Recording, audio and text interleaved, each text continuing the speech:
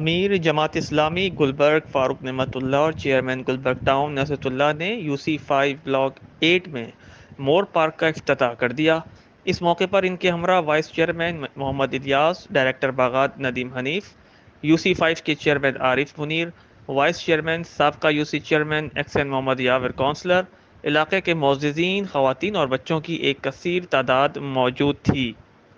اس موقع پر امیر جماعت اسلامی گلبرگ فاروق نعمت اللہ نے کہا کہ چیزیں بنا لینا آسان ہے، اس کو مینٹین رکھنا مشکل کام ہے۔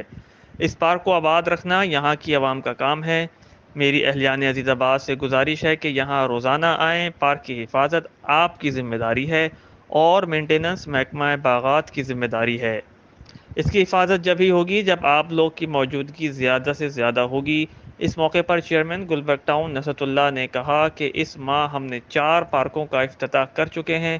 اس میں محکمہ باغات، افسران و عملہ اور UC کی ٹیم کا تعاون حاصل ہے۔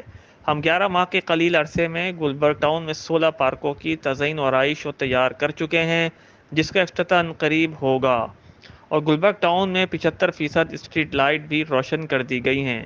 جب ہم نے عہدے کا چارج سنبھالا تو 38 جگہوں پر کچرے کے ڈھیر موجود تھے، جن کو ہم نے آپ کے تعاون سے ختم کیا۔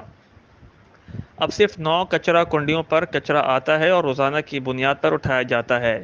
امیر جماعت اسلامی حافظ نعیم الرحمان نے جب کراچی بچاؤ مہم کا آغاز کیا تو انہوں نے کہا تھا کہ ہم اختیارات سے بڑھ کر کام کریں گے۔ محدود وسائل میں عوام کو بلدیاتی سہولتیں میسر کرنا ہماری ذمہ داری کا حصہ ہے۔